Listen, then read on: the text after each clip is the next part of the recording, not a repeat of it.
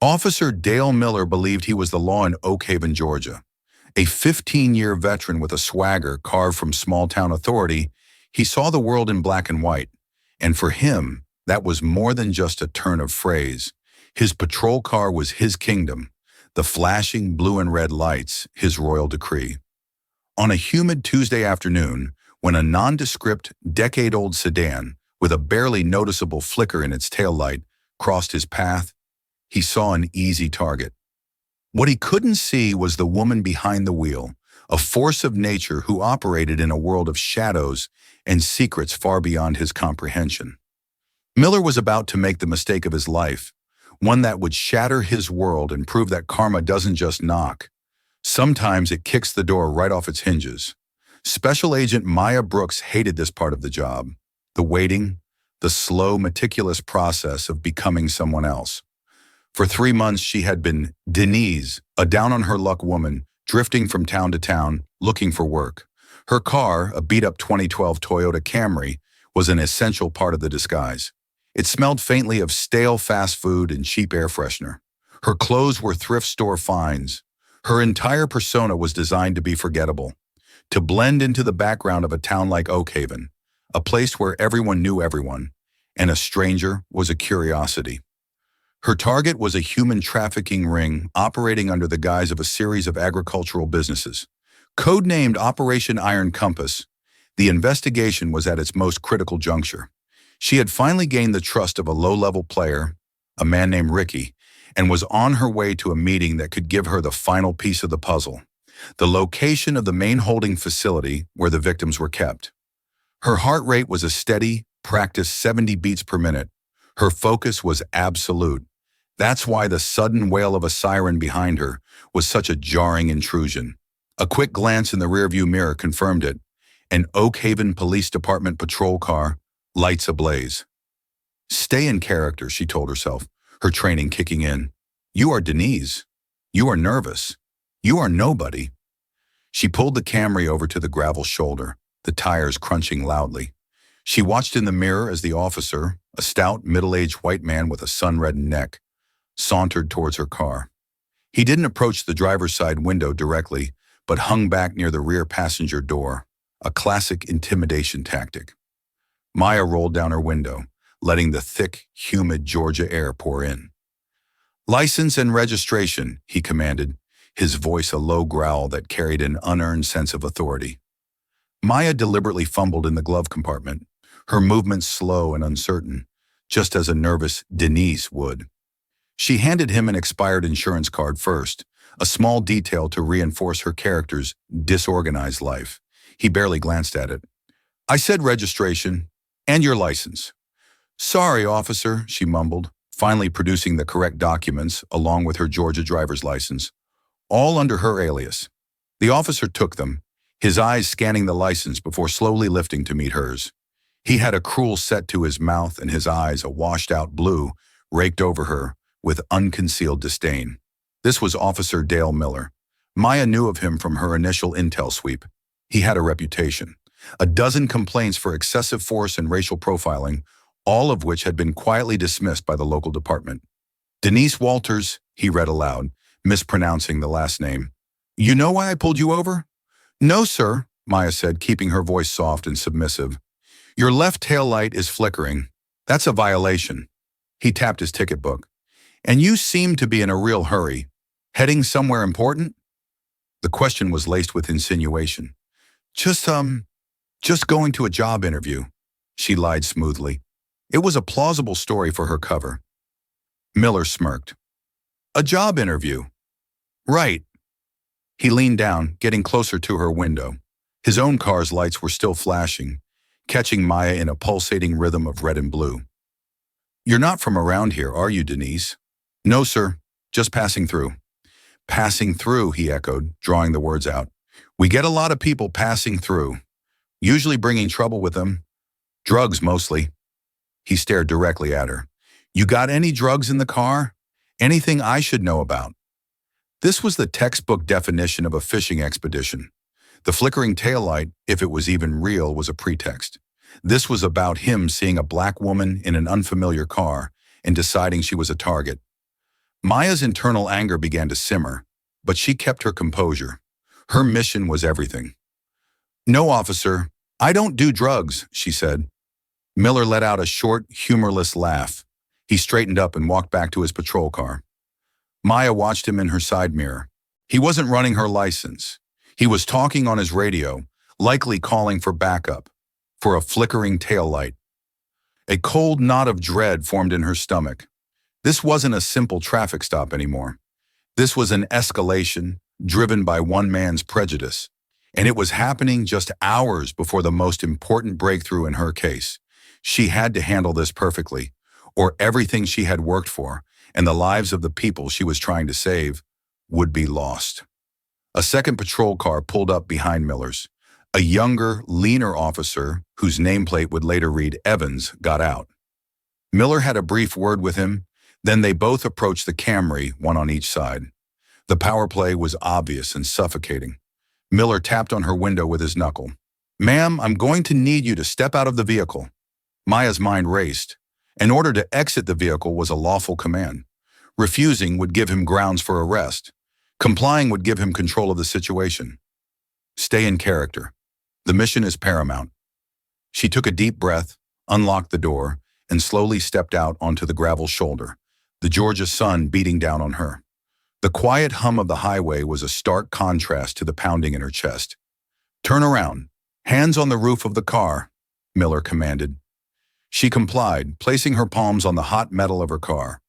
The younger officer, Evans, looked uncomfortable, his eyes darting between Miller and Maya.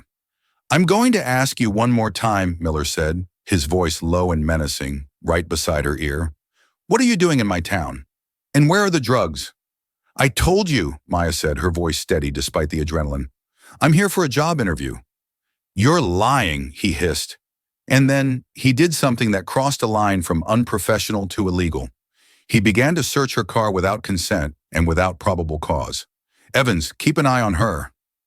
Maya watched, her heart a cold, hard stone in her chest, as Dale Miller, a man sworn to uphold the law, began to tear apart her life's work, all for the color of her skin.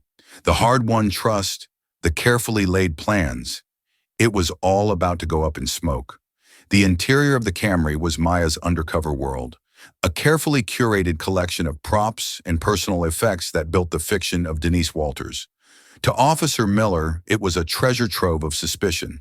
He ripped through the glove compartment, scattering papers onto the passenger seat. He pulled down the visors, ran his hands aggressively under the seats, and tossed a bag of fast food wrappers onto the floor mat. "People who have nothing to hide don't live like this," Miller grunted, his voice filled with theatrical disgust. He was performing for the rookie Evans, demonstrating how a real cop handles a suspect. Maya remained silent, her hands flat on the roof, her gaze fixed on a distant water tower. Every fiber of her being screamed to intervene, to assert her rights, to flash the badge that was securely hidden in a secret compartment in her boot. But she couldn't. Revealing her identity would detonate Operation Iron Compass. The trafficking ring was notoriously paranoid. If word got out that the FBI was in town, they would scatter, and the victims, at least a dozen women and teenage girls, would be moved or, worse, eliminated.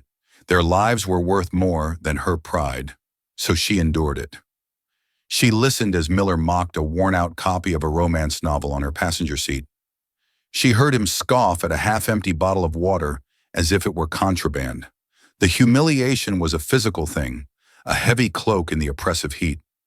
Evans shifted his weight, looking increasingly uneasy. "Dale, we don't have cause for a search," he said quietly, his voice barely audible over the highway traffic. "The cause is she's acting nervous and her story is bogus," Miller shot back, not even looking at him. "You learn to smell it. This is how we keep our town clean, kid. Proactive policing." Finally, Miller moved to the trunk. He pried it open and began rummaging through a small duffel bag containing Denise's meager wardrobe. Then he found the lockbox. It was a small, unassuming metal box tucked under the spare tire. It contained her emergency gear, a burner phone pre-programmed with a single number for her handler, a set of lockpicks, and a small high-frequency listening device. It was the one part of her cover that could unravel everything. Well, well, well, "What do we have here?" Miller said, his voice triumphant. He held up the box. "Looks like we hit the jackpot." "It's just personal items," Maya said, her voice tight. "Family stuff. It's locked for a reason." "Oh, I bet it is," he sneered. He took the box to the hood of his patrol car and returned with a crowbar from his vehicle's toolkit. With a loud screech of protesting metal, he pried the lid open. He stared at the contents, his brow furrowed in confusion. A burner phone wasn't drugs or a weapon. It was suspicious but not damning. He picked up the listening device, a small black disc. "What is this? Some kind of bug?" he demanded, holding it up to her face. Maya's blood ran cold. "It's a glucose monitor," she lied, the technical term, a calculated risk. "I'm diabetic." Miller looked at her, then at the device, his simple worldview unable to process what he was seeing. Frustration was building on his face. He had been so sure, so confident that his gut instinct was right. He had profiled her as a criminal, and his search was coming up empty. This wasn't just an investigation for him. It was an affirmation of his worldview. And he was failing. That failure made him even angrier. He threw the device back into the mangled box. "You know what? I'm tired of your games." He strode back to her, his face inches from hers. "You think you're smart, don't you? Coming into my town, lying to my face." He grabbed her wrists, his grip surprisingly strong, and spun her around. "You're under arrest." "For what?" Maya asked, the question sharp and clear, the Denise persona momentarily slipping. "For obstruction of justice, and for that broken taillight." He cinched the handcuffs around her wrists, ratcheting them painfully tight. The cold steel bit into her skin. "Dale, this is not right," Evans said, his voice firmer this time. "We can't arrest her for this." "I'm the senior officer here, Evans. You'll do as I say," Miller snarled, his authority challenged. "She's a suspect in a potential narcotics investigation. Now get on the radio and tell dispatch we're bringing one in." He shoved Maya toward the back of his patrol car. As he pushed her head down to get into the vehicle, a move that was unnecessarily rough, he leaned in and whispered, "Your kind always thinks they can get away with it. Not today. Not in my town." The car door slammed shut, plunging her into the cramped, stiflingly hot back seat. The cage separating the front from the back felt like a real prison.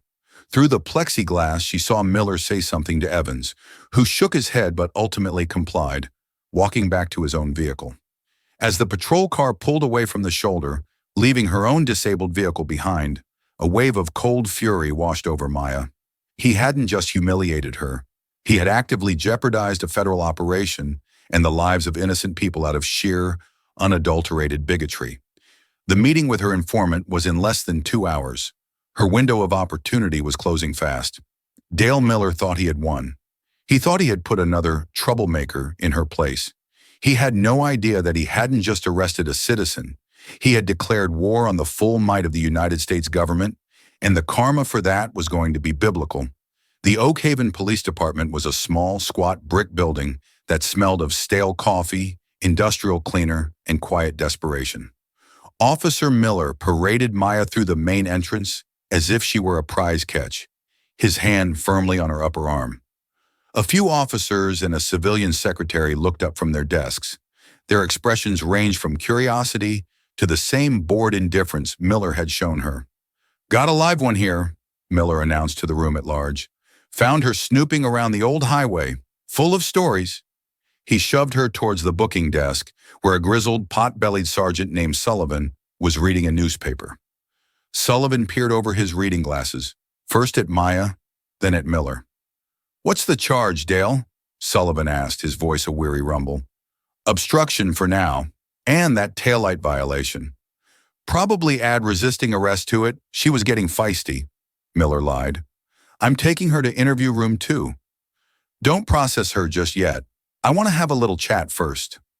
Sullivan grunted, a non-committal sound that suggested he'd seen the show from Miller before and wasn't impressed. He made a note on a pad and went back to his paper. The system was designed for indifference. It allowed men like Miller to flourish. Interview room 2 was a claustrophobic, windowless box. The concrete walls were painted a sickly pale green, and the air was thick and stale. A single metal table was bolted to the floor, along with 2 chairs. Miller pushed her into one of them and left, the heavy door clicking shut behind him. The lock turning was a sound of finality. Maya took a moment to center herself. Panic was a luxury she couldn't afford. She ran through her options. Her priority was the mission. The meeting with her informant, Ricky, was at 5:19 p.m. It was currently 3:15 p.m. She had less than 2 hours to get out. Ricky was skittish. If she didn't show, he would panic and disappear, and the connection to the traffickers would be severed. Miller returned a few minutes later holding a steaming styrofoam cup. He sat down opposite her, taking a long, noisy sip. The power dynamic was all his. He had her cuffed to a bar on the table. He had his freedom. "All right, Denise," he began, leaning forward. "Let's try this again. I can make things very easy for you, or I can make them very, very hard.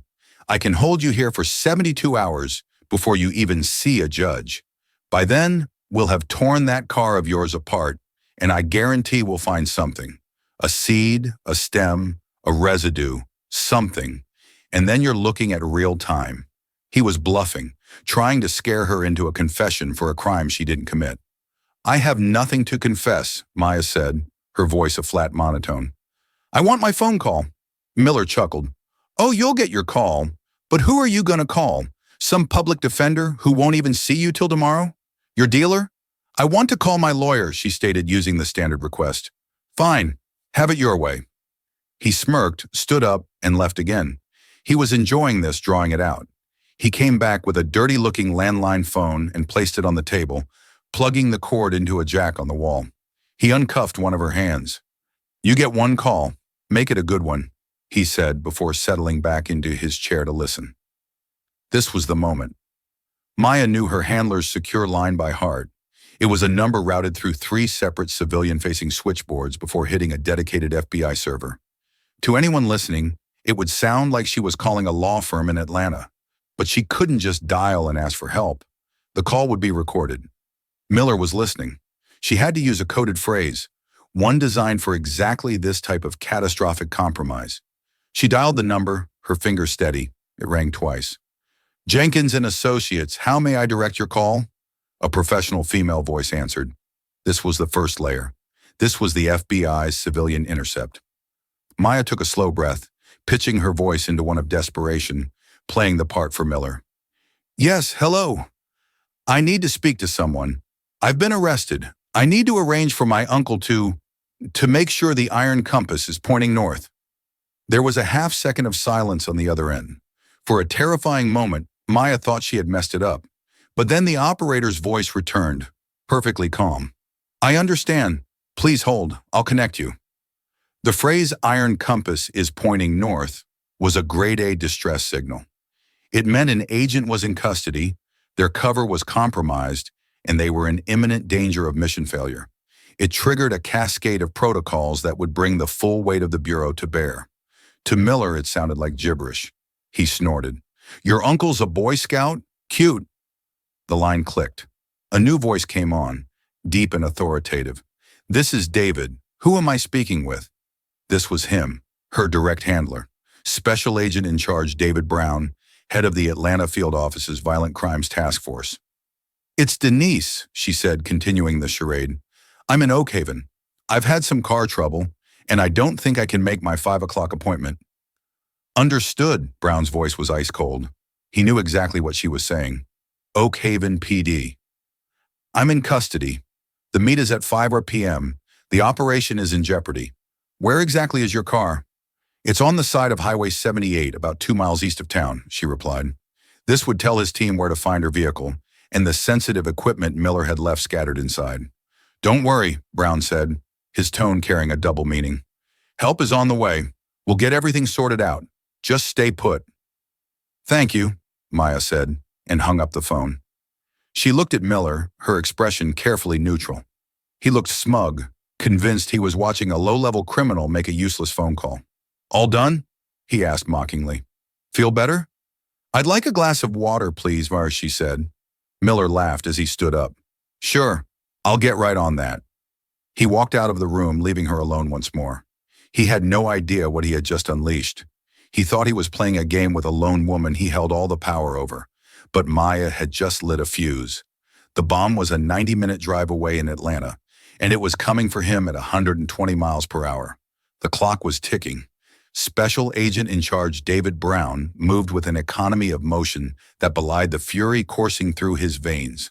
The moment he heard Maya's distress code, Iron Compass, his office transformed into a command center. Iron Compass is pointing north wasn't just a distress call, it was the name of the operation.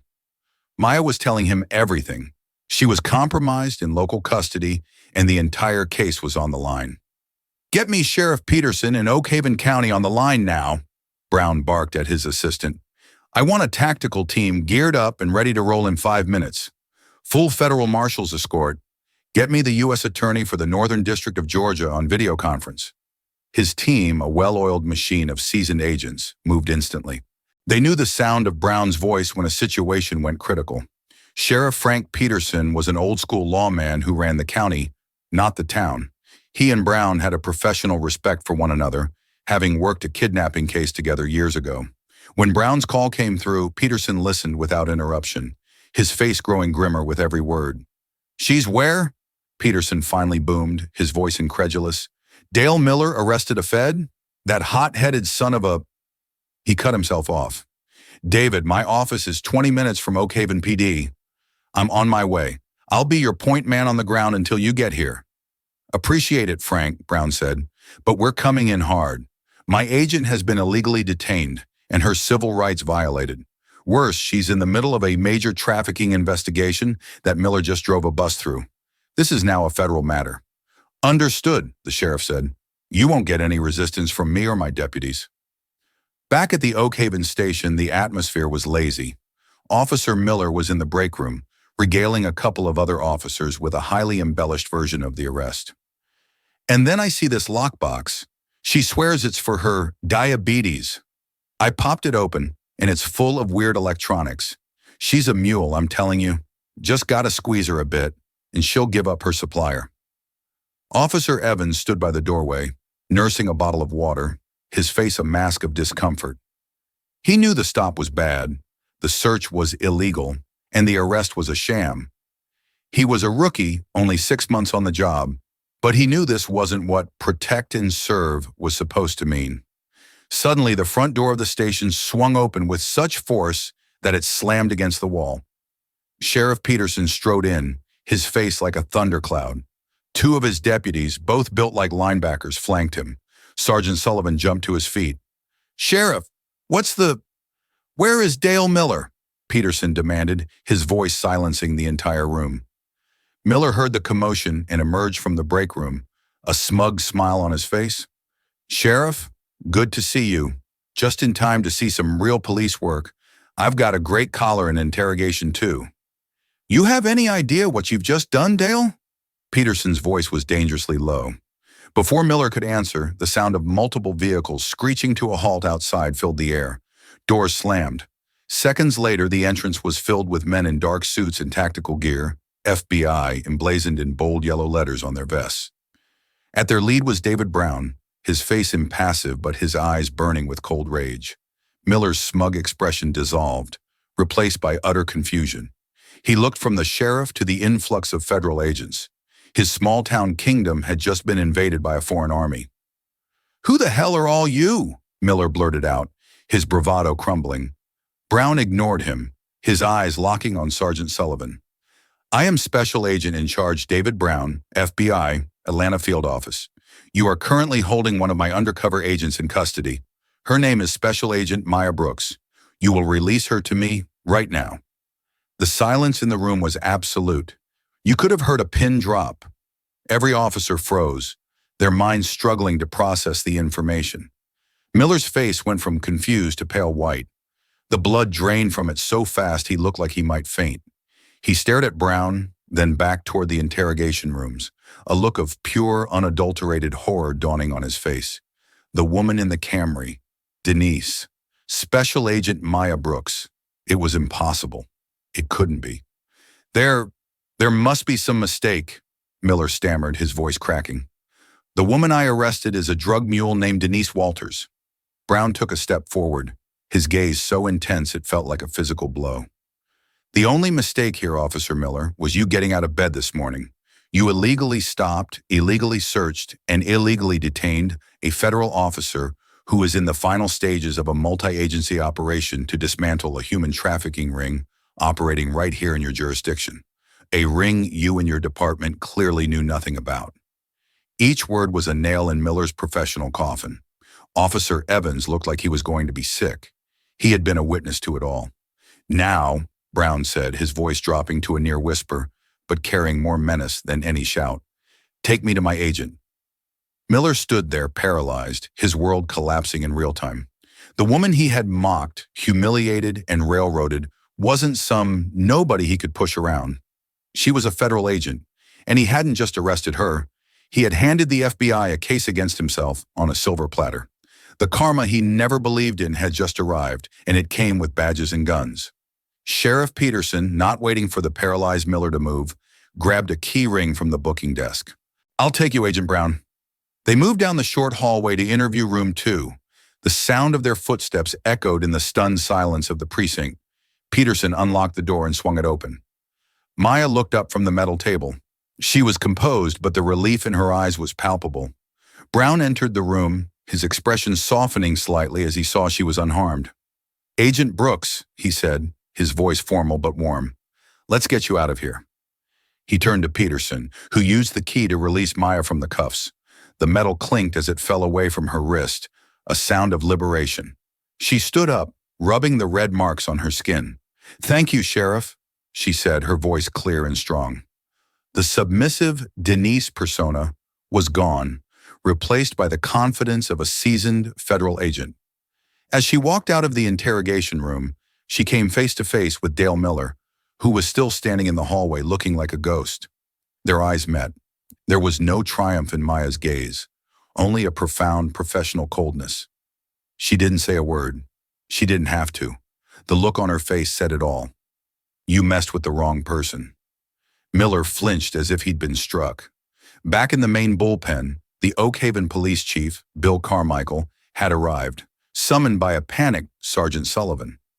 Carmichael was a politician in a police uniform, more concerned with town council meetings and public image than actual police work. He saw the swarm of FBI agents and sheriff's deputies in his station and immediately went into damage control mode. "Agent Brown, I'm Chief Carmichael," he said, extending a clammy hand. "I am so sorry for this monumental misunderstanding. Officer Miller is a bit overzealous. I can assure you, disciplinary action will be swift and severe." Brown completely ignored the offered handshake. "A misunderstanding? Chief, your officer didn't just detain my agent. He may have single-handedly destroyed months of investigative work and put a dozen lives at risk. That's not overzealous. That's catastrophic incompetence at best and criminal obstruction at worst." He turned his attention to Miller. "Officer Miller, as of this moment, you are the subject of a federal investigation by the Department of Justice's Civil Rights Division. You are to surrender your badge and service weapon to your chief. Do not speak to any potential witnesses. Do not access any police records. A federal subpoena for all of your records, including your financials, is being drawn up as we speak. Am I clear?" Miller, his face ashen, could only nod mutely. He unholstered his pistol with trembling hands and handed it to Chief Carmichael, who looked like he wanted to be anywhere else on earth. Miller then unclipped his badge and placed it on the desk. In the space of 10 minutes, he had gone from the king of his small town to a disarmed, disgraced subject of a federal probe. While Brown dealt with the brass, Maya was already in mission mode. "The meet is at the old Stanton warehouse off Route 15 in 45 minutes, she said quietly to one of Brown's tactical agents. "My informant, Ricky, will be there. The target is a man named Zolan. He's the ring's enforcer. If we take him, he'll lead us to the primary location." Her professionalism was astounding. She had just endured hours of humiliation and a violation of her rights. Yet her immediate focus was on salvaging the operation. Brown overheard her. He walked over, his expression one of deep respect. "You ready to finish this, Maya?" "Yes, sir," she said without hesitation. "Good." Brown turned to the assembled crowd of local cops, FBI agents, and sheriff's deputies. "All right, listen up. This is no longer just an FBI operation. This is now a joint task force. Sheriff Peterson, I need your men to form a perimeter. Chief Carmichael, your officers who aren't under investigation will assist with traffic control. The FBI tactical team will lead the entry. He was taking command of the entire situation, seamlessly integrating the local departments under his authority. It was a masterclass in crisis management. He then looked at Officer Evans, the rookie who had been with Miller. Evans looked terrified, but he met Brown's gaze. "You," Brown said, pointing at him. "You were there. You witnessed the entire stop. I want a full statement from you. Everything you saw, everything you heard. Don't leave anything out. Your career may depend on your honesty in the next hour." Evans swallowed hard and nodded. "Yes, sir." The reckoning had begun. For Dale Miller, it was the start of a free fall that had no bottom. For the Oak Haven PD, it was a moment of institutional shame. But for Maya Brooks and the dozens of agents now mobilizing around her, it was time to go to work. The mission wasn't lost yet. She would not let Miller's bigotry be the reason these criminals got away. She was going to finish what she started. The 45 minutes that followed were a whirlwind of controlled chaos. The Oak Haven PD station became an impromptu forward operating base. Maps were spread across desks, tactical gear was distributed, and radios crackled with encrypted communications. Maya, now dressed in her own tactical vest over her civilian clothes, was at the center of it all, providing a precise, calm briefing to the FBI SWAT commander. She detailed the warehouse layout from memory, Zolan's physical description, and Ricky's likely behavior. She saw Dale Miller sitting in a small office with the door open, being watched by a sheriff's deputy. He looked broken. His career was over, and he knew it. But Maya felt no satisfaction, only a cold resolve. The real prize wasn't one racist cop. It was the entire trafficking network. As the convoy of federal SUVs and county patrol cars rolled out, heading for the Stanton warehouse, Officer Evans was giving his statement to a senior FBI agent. He recounted every detail of the traffic stop with painstaking honesty. Miller's pretext for the pullover, the immediate and aggressive questioning, the illegal search, the planted accusation of drug use, and the racist comments made in confidence. He was effectively ending his own career in Oak Haven, as he would be labeled a snitch, but his conscience wouldn't let him do otherwise. The raid was executed with flawless precision. The teams established a silent perimeter around the dilapidated warehouse. Using a fiber optic camera slipped under a door, they confirmed Zolan, Ricky, and 2 other men were inside. On Maya's signal, they went in. Flashbangs detonated, momentarily blinding and deafening the occupants. The FBI team swarmed in, shouting commands. Maya was second through the door, her weapon drawn, her eyes scanning for her informant. She saw Ricky on the floor, terrified, and Zolan reaching for a pistol tucked into his waistband. "Federal agent, drop it!" Maya yelled, her voice cutting through the ringing in their ears. Zolan hesitated, his eyes wide with shock. It was all the opening the SWAT team needed. In seconds, he and his men were disarmed and on the ground, their hands zip-tied behind their backs. The takedown was over in less than a minute. It was a complete success. In the back of a federal vehicle, the enforcer, Zolan, quickly realized his situation was hopeless. Faced with a life sentence, he began to talk. He confirmed the location of the main holding facility, a secluded farmhouse 20 miles away. Immediately, a second tactical team, which had been on standby, was dispatched. They raided the farmhouse and found what they were looking for. 14 women and girls, terrified and malnourished, but alive. The entire Oak Haven trafficking ring had been decapitated in a single night. Operation Iron Compass was a resounding success, but the story wasn't over. As the DOJ and FBI investigators began digging into the trafficking ring's operations, they started to follow the money. And that's when they found the twist. The ring had been operating in Oak Haven for over 2 years with impunity. They were too successful, too brazen. They had to have had help. The federal subpoena of Dale Miller's finances came back with a bombshell. For the past 18 months, he had been receiving monthly cash deposits into a bank account under his wife's maiden name. Small amounts, around $1,500 a month, but consistent. It wasn't enough to live a lavish lifestyle, but it was enough to be a significant supplement to a cop's salary. When investigators cross-referenced the dates of the deposits with Miller's patrol logs and the known activities of the trafficking ring, a sickening picture emerged. The money wasn't from the traffickers directly. It was from a local slumlord who owned a dozen low-rent properties. The slumlord was paying Miller to turn a blind eye to the illegal immigrants he was housing, the code violations, and the petty crime happening in his buildings. And it just so happened that two of those properties were the primary locations where the trafficking ring housed their low-level operators. Like Ricky, Dale Miller hadn't been on the traffickers' payroll. He didn't even know the true extent of what was happening. But his corruption, his willingness to take a bribe to look the other way on minor issues, had created the perfect blind spot for the trafficking ring to thrive. His racism and his corruption were two sides of the same coin. He harassed and targeted people like Maya, people he perceived as powerless, to create a facade of being a tough, proactive cop. It made him look good. It kept his arrest numbers up, and it drew attention away from the real crimes he was being paid to ignore. His humiliation of Maya wasn't just a random act of bigotry. It was part of the corrupt system he had built to protect himself. He needed to be seen as the town's protector, so no one would ever suspect he was just another petty crook with a badge. When the U.S. Attorney's Office presented him with the evidence, the bank statements, the testimony from the slumlord who had immediately flipped, and the corroborating evidence from Officer Evans, Miller completely collapsed.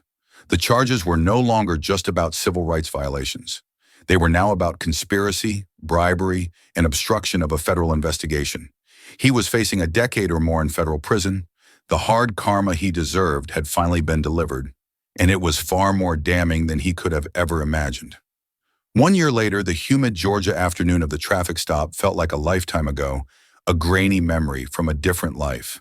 For everyone involved, the world had been fundamentally reshaped. The scales of justice, once tipped so precariously by prejudice and corruption, had been slammed back into balance with a force that had fractured foundations and forged new futures. Supervisory Special Agent Maya Brooks sat in her new corner office at the FBI's Atlanta field office. The promotion had been a direct result of her exemplary conduct during Operation Iron Compass. Her desk was neat, organized, and overlooked the bustling city skyline, a world away from the dusty Georgia backroads where her life had nearly been derailed.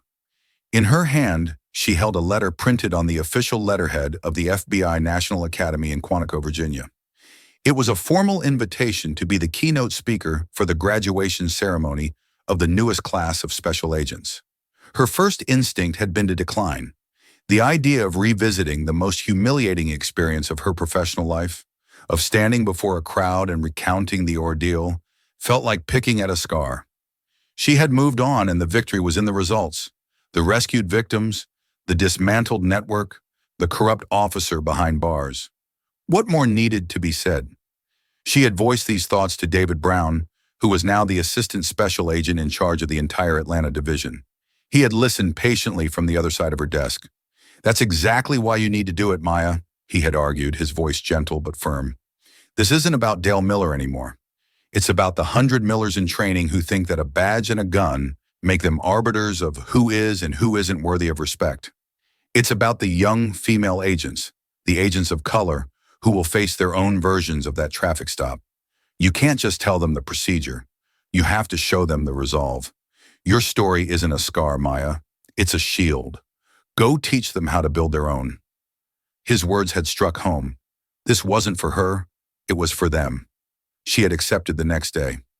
Meanwhile, some 600 miles north, in a federal correctional institution in West Virginia, inmate U7581, formerly known as Officer Dale Miller, was experiencing a very different reality. The swagger he once had was long gone, ground into dust by the monotonous, brutal routine of prison life. His world had shrunk from an entire town, which he considered his personal fiefdom, to an 8 by 10-foot concrete cell. His authority, once absolute on the streets of Oak Haven, was now non-existent. He was at the bottom of a rigid and violent hierarchy, a former cop among convicts, the lowest of the low. He spent his days in the prison laundry, the hot, chemical-scented steam, a constant reminder of the oppressive humidity of his former life. He was haunted by the memory of the traffic stop, but not in the way a remorseful man would be. He didn't regret his actions. He regretted his choice of target. In his twisted worldview, he hadn't been wrong, just unlucky.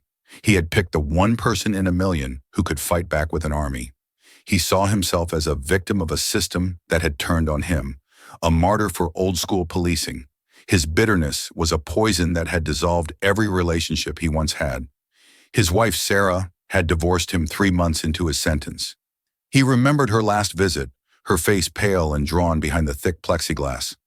"It wasn't the bribe, Dale," she had whispered, her voice cracking. "I might have understood that, the financial pressure, but it was the hate.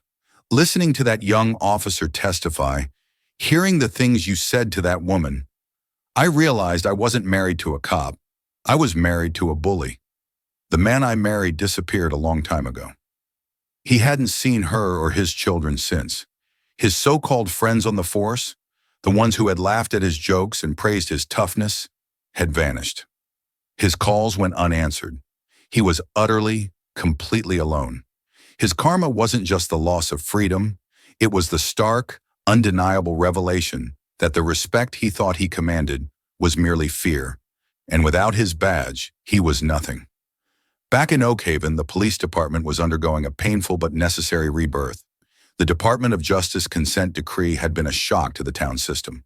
Federal monitors now walked the same halls where Miller had once paraded his authority. Every policy, from use of force to traffic stops, was being rewritten. Mandatory monthly training in de-escalation, cultural sensitivity, and implicit bias was now standard. At the forefront of this change, improbably, was Sergeant Mark Evans. After testifying, he had fully expected his career in law enforcement to be over. But the new chief, a reform-minded woman, brought in from outside the state, saw his integrity not as a betrayal, but as a blueprint. She had promoted him to sergeant and tasked him with supervising the new class of rookie officers. Today, he sat in a patrol car with a 23-year-old officer named Castillo, reviewing body cam footage from a stop the previous night.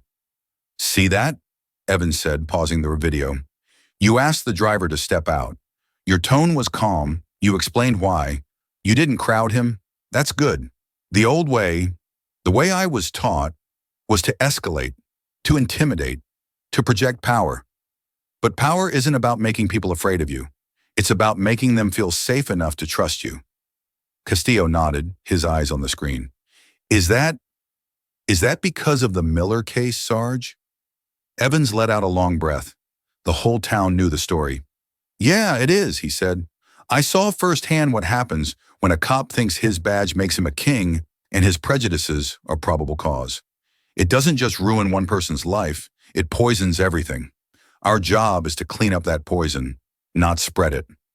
He was a living lesson, a constant reminder of the department's past and a hopeful symbol of its future. A week before her speech, a manila envelope arrived on Maya's desk. It had been forwarded from the U.S. Attorney's Office. Inside was a single handwritten letter. "Dear Agent Brooks, my name is Elena. I was one of the girls at the farmhouse. I was 17 then. I don't know if you'll ever read this, but the victim's advocate said I could write it. I wanted to say thank you, not just for opening the door that night, but for what you did before.